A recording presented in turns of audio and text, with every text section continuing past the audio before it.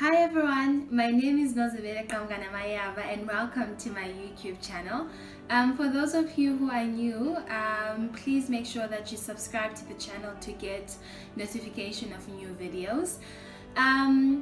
Today I am sharing my 2019 reflections and lessons that I'm taking into the new year. This is actually the last video of the year. We will see each other in 2020. The inspiration behind the video was all because, it's December. Even if you're not someone that regularly writes down their goals of what they want to achieve for that particular year, but December involuntarily makes you want to think about what you have done for that year. What lessons do you take? What you could have done better? And what you look forward to into the new year. Some are very excited because they were able to, accomplish all of the goals that they wanted. It also can be a depressing time because it does make you think. For those who haven't, accomplished their goals, am I a failure? What's wrong with me? Is the new year going to bring anything better? So I thought to myself, let me actually share my own story and what has happened throughout this year, and how it has basically shaped my thinking for 2020. So I'll actually start July 2018 because that actually impacted how I started my 2019. July 2018, school, my husband, who was my fiance at the time, got news that he may be getting an opportunity in Johannesburg. We were obviously based in PE at the time. We were quite worried because we didn't know what this meant for us. By that I mean, how are we going to plan a wedding?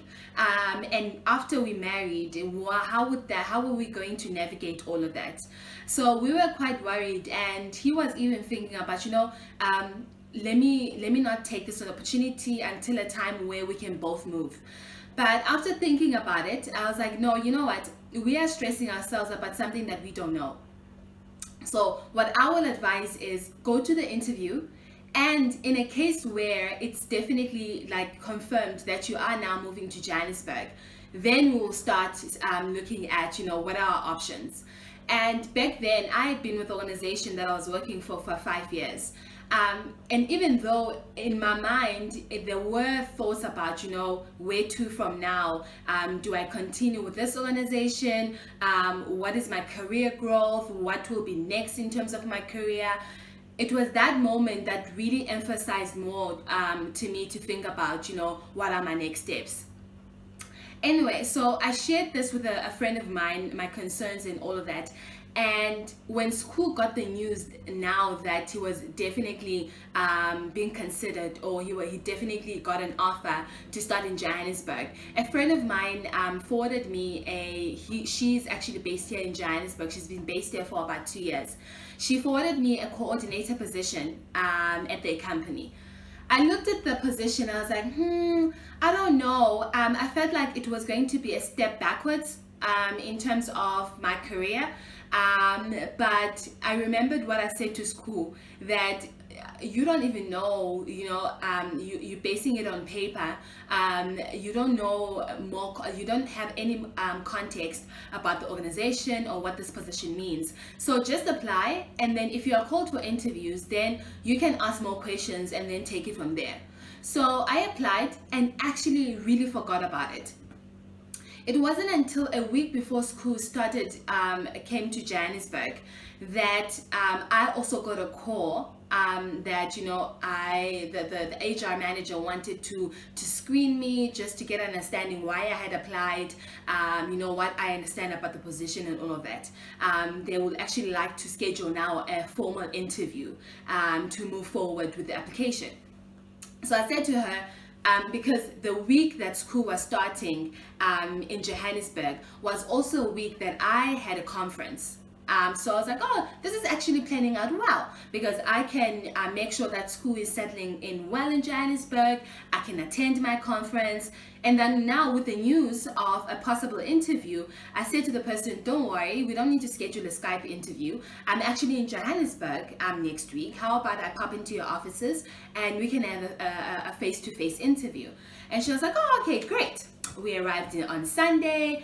School started his job on Monday. I later realized that, hold on a sec, actually my conference doesn't start on Monday. It's starting on Tuesday. So I had a free day on Monday. So I went to the interview and all was well. I must admit, as I said, I still was not sure about the whole position thing, but I was trying it out. So the interview was great. They loved me. I really liked them. It was more of those personal interviews that, like, I would have been sure, like, I got this job, you know. It wasn't until the end of the interview when the HR officer said, we really like you, but we're scared that this position is, you're overqualified for the position. And we don't want a situation where we hire you now and then within a couple of months that you're in Johannesburg, you get something better and then you leave. And recruitment is very expensive, so we don't want to go through this whole process all over again. I was shattered. I was like, okay, because to me, I took it as a rejection, you know, regardless of the fact that I was not sure about whether I wanted the position or not. So I took the feedback and that was it. So I went back to our hotel, told school, but we basically said, you know what, everything will work out. It's okay. The following morning, I was getting ready for the conference. It was a Tuesday. When I got a call just before 8 from the HR manager saying, one of our executives would like to meet you. I found that very odd because they had already said I didn't get the job, so I didn't understand what they were calling me again. But I thought to myself, okay, if I'm being called by the executive manager, one of the executives, I must just go and see, you know, what this is all about. I called my colleague because now I was afraid that I was going to miss my conference, which was more important because that's where, like, that was my job at that particular time. But when I called my colleague is like, no, dude, the conference is starting Wednesday, not Tuesday. So I had another free day. This is not like, when I look back at all of this, I kid you not, it looks like an orchestrated story. So I went to the meeting with the executive at the company. So once again, very comfortable interview. We were really talking freely about what I've done, what the position is about, what I understand about it. But once again, at the end of the interview, the executive says, listen, I want to be honest. You are overqualified for this position. I agree with what the HR manager said. You will leave in a couple of months. I was like, okay, these people are really wasting my time now, hey? Because the HR manager had already said this, but then they're calling me again to tell me the very same thing. So I said to them, okay, but why did you call me? And they said, no, the reason why we called you is because we looked at your CV and we looked at your experience.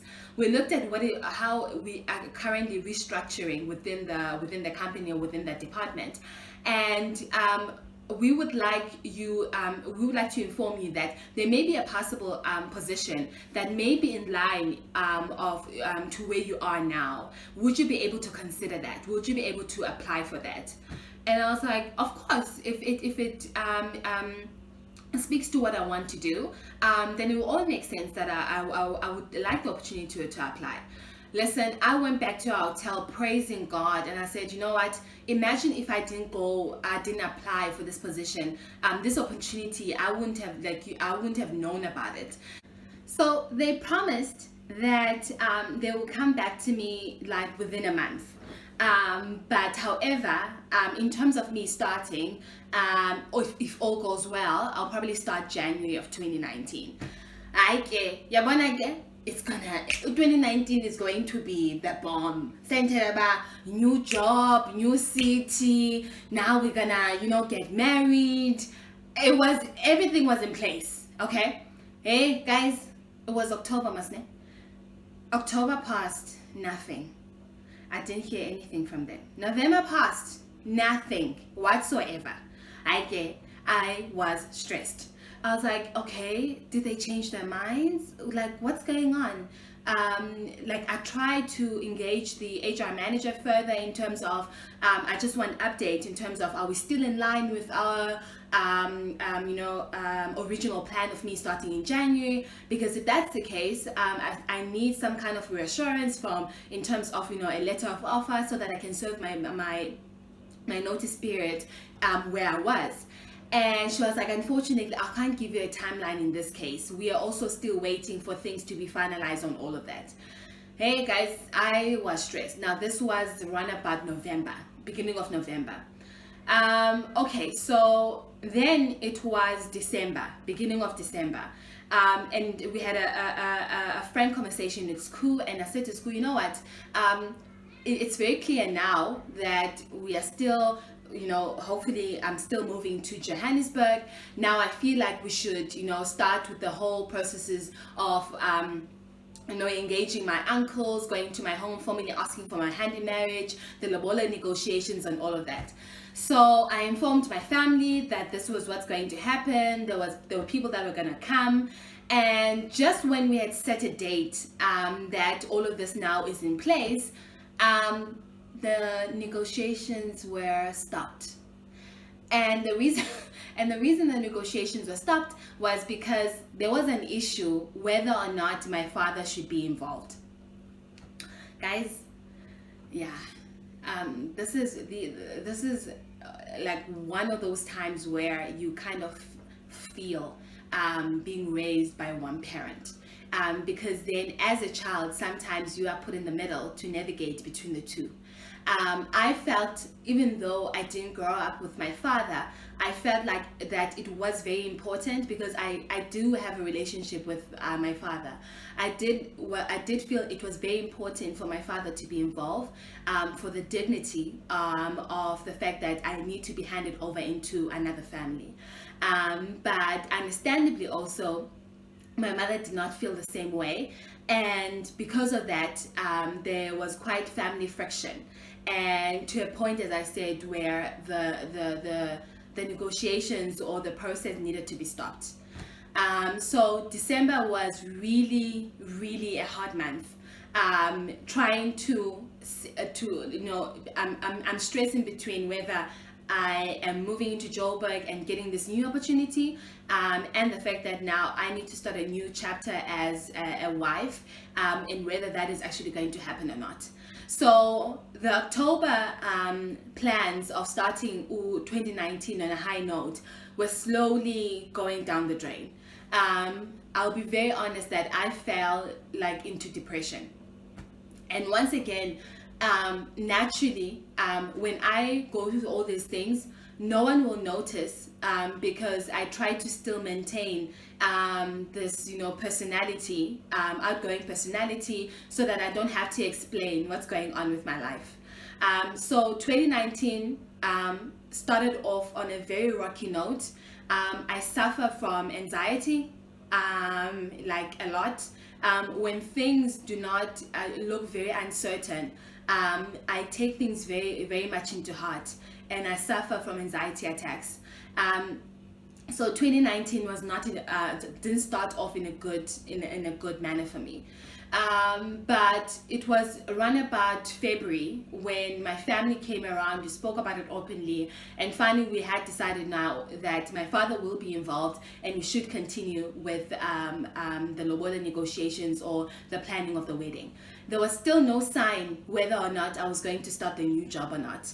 My potential employer still didn't have a date whatsoever. But at that point in time, I was like, you know what? I have exhausted everything from my side. I have tried everything. I am literally now letting it go. Whether it will happen or not, if it doesn't happen, then it was not meant to happen. So there's no point in me pushing this thing. So I tried as much as I can to forget about it.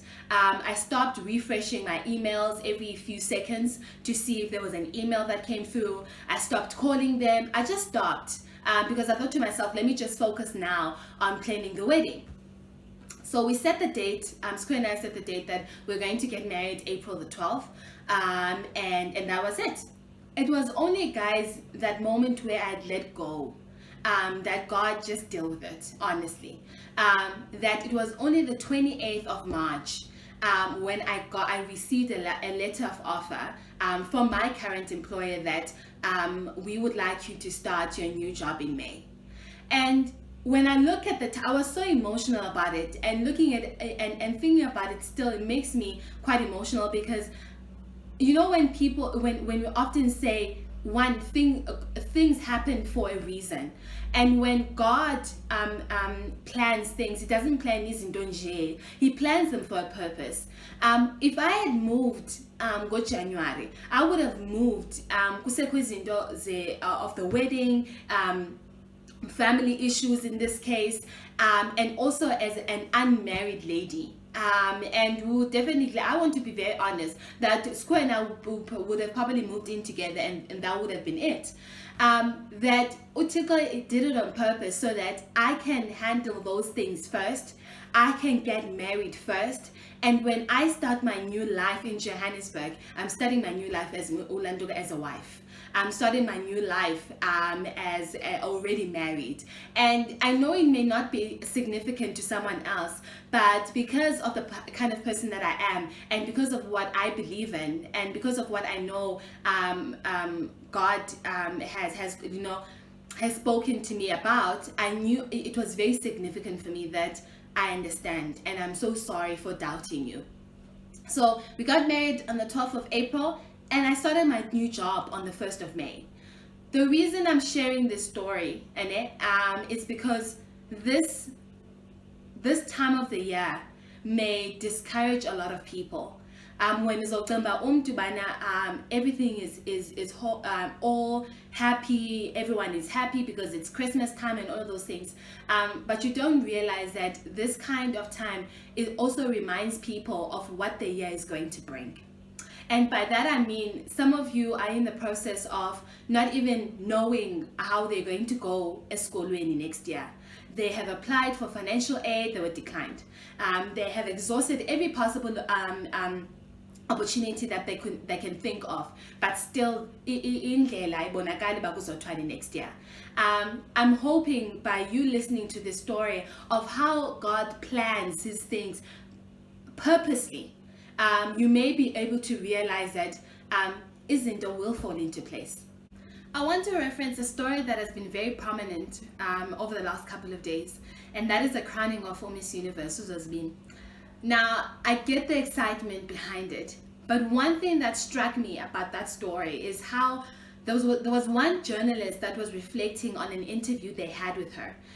She had said, you know what, 2019 for her has been mind-blowing, because for a long time, for a number of years, she struggled just finding her space. She struggled just getting even a stable job. She was financially excluded from school.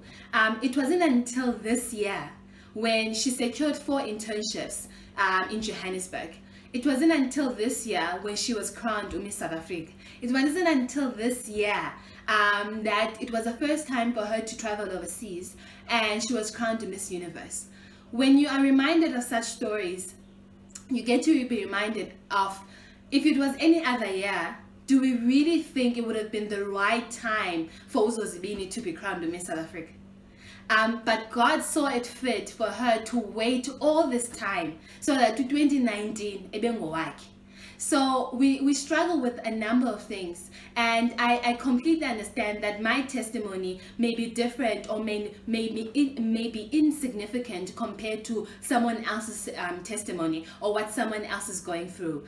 But it's this sort of things that remind you about, firstly, God, I'm very sorry for doubting you, and I will await upon your appointed time. And as we're going into the festive season, I just want to share one verse that it has really kept me going throughout, and that one is from Isaiah 55 verse 8, that says, "For my thoughts are not your thoughts, neither are your ways are my ways. As the heavens are higher than the earth, so are my ways higher than yours, and my thoughts than your thoughts. So may we continue be reminded of that as we feel sometimes discouraged. And I'm talking to someone who has exhausted. So not someone who's sitting at home and saying, "But I can't." I'm talking about someone who has tried their level best and feels like bana andiyazi ukuthi kuthimantini. I've applied at every possible opportunity company that I can think of. I have applied for a financial aid. I've gone through a number of applications with banks, financial institutions. I scholar next year. Otiklo is reminding you that his ways are higher than his ways, and his thoughts are higher than his thoughts. Your plans may not necessarily be his plans, but what I know for sure, whatever his plans are always the best. So as you're going to the festive season, I wanted to share that testimony with you. And lastly, once again, I've said this 1,000 times, but thank you so much since we have started this YouTube channel, giving me the platform to share my thoughts and using my story to hopefully just inspire someone that may be going through something similar or just find relevance from it. You've made honestly this whole process easy. I'm often asked, how do people treat you? People haven't treated me any different. In actual fact, I've only been overwhelmed by your love and support. I'm really grateful for that. So yeah, as we're going to 2020 with all our plans, I pray that God sustains us and may you continue to bless us. Until I see you in 2020, thank you so much and happy festive season.